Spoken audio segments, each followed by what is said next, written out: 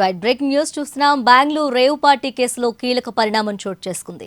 Narcotics అధికారులు పార్టీలో పాల్గొన్న 150 మంది శాంపిల్స్ పరీక్షించగా 86 మందికి పాజిటివ్ వచ్చింది. 60 మంది పురుషులు, 26 మంది మహిళలకు పాజిటివ్ తేలింది.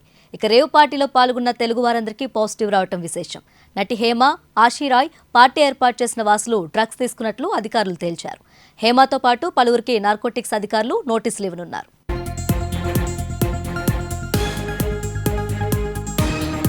అయితే రేవ్ పార్టీ వ్యవహారంలో నటి హేమ అంశం చర్చనీయాంశంగా మారింది. బెంగళూరు పోలీసులకు తన పేరు కృష్ణవేణి అని హేమ చెప్పినట్లు తెలుస్తుంది. దీంతో పోలీసులు రికార్డులో హేమ పేరు కృష్ణవేణిగా నమోదు చేసుకున్నారు. అయితే హేమతో పాటు మిగతా వారిని నార్కోటిక్స్ అధికారులు బాధితులుగా పరిగణించే అవకాశం ఉంది. త్వరలోనే వారిని పిలిచి కౌన్సిలింగ్ ఇచ్చే అవకాశం ఉంది. అయితే అంతకుముందు రేవ్ పార్టీలో తాను పాల్గొనలేదని హేమ వీడియో రిలీజ్ చేయగా బెంగళూరు పోలీసులు ఆమె పార్టీలో పాల్గొన్న ఫోటోలను విడుదల చేశారు. దీంతో హేమపై పలువురు విమర్శలు గుప్పిస్తున్నారు.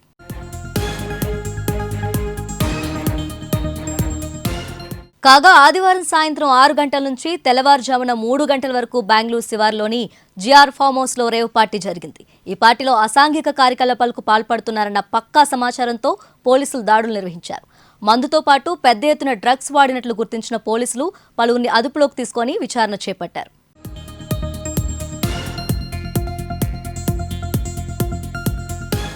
ఇక ఇదే అంశానికి సంబంధించి మోర్ అప్డేట్స్ మా ప్రతినిధి బాబురావు అందిస్తారు. బాబురావు, చెప్పండి, బెంగళూరు రేవ్ పార్టీ వ్యవహారానికి సంబంధించి లేటెస్ట్ అప్డేట్స్ ఏంటి?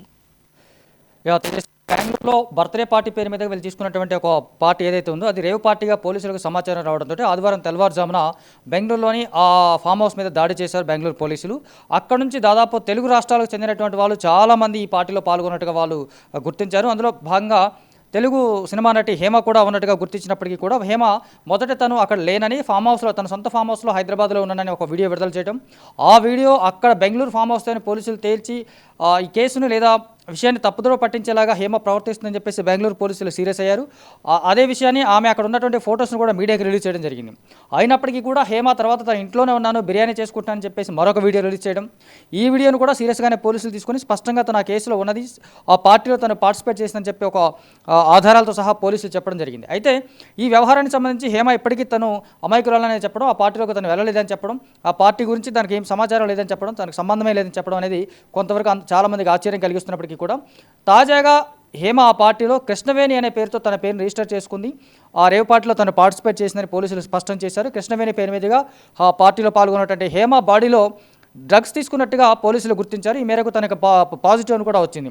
తనతో పాటు అషీరాయ్ అనే ఒక అప్కమింగ్ ఆర్టిస్ట్ కూడా, తెలుగు నుంచి మరొక అప్కమింగ్ ఆర్టిస్ట్ అషీరాయ్ కూడా వాసు అనే వ్యక్తి తన బర్త్డే పార్టీ అని వాసుని తన సోదరుడిగా భావిస్తానని, అతని బర్త్డే పార్టీ అని చెప్తేనే తను వెళ్ళాను తప్ప అక్కడ రేవ్ పార్టీ జరుగుతున్న విషయం తనకు తెలియదని, లేదా ఇక అక్కడ వాసు కోరిక మేరకు తను అక్కడికి వెళ్ళానని చెప్పడం కూడా మొదట తను ఒక వీడియో రిలీజ్ చేసింది. తన బాడీలో కూడా తను డ్రగ్స్ తీసుకున్నట్టుగా పాజిటివ్గా గుర్తించారు పోలీసులు.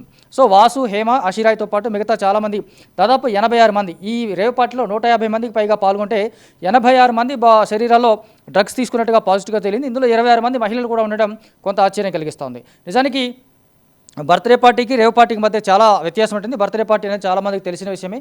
సరే, కొంతమంది క్లోజ్ సర్కిల్స్లో చేసుకున్నప్పుడు నిర్వహించుకోవడం అనేది చూసుకోవచ్చు. వాసు అనే వ్యక్తి మామూలుగా బుకీగా పోలీసులు గుర్తించారు, బెంగళూరు పోలీసులు. ఇతను క్రికెట్తో పాటు కబడ్డీ కానీ ఇతర గేమ్స్కి సంబంధించినటువంటి ఆటలో బుకీగా ఒక ఫేమస్ అయ్యాడు. ఒక సాధారణ ఫ్యామిలీకి చెందినటువంటి వాసు ఇంత పెద్ద నెట్వర్క్ నడిపించడం అనేది పోలీసుల్ని ఆశ్చర్యపరుస్తోంది.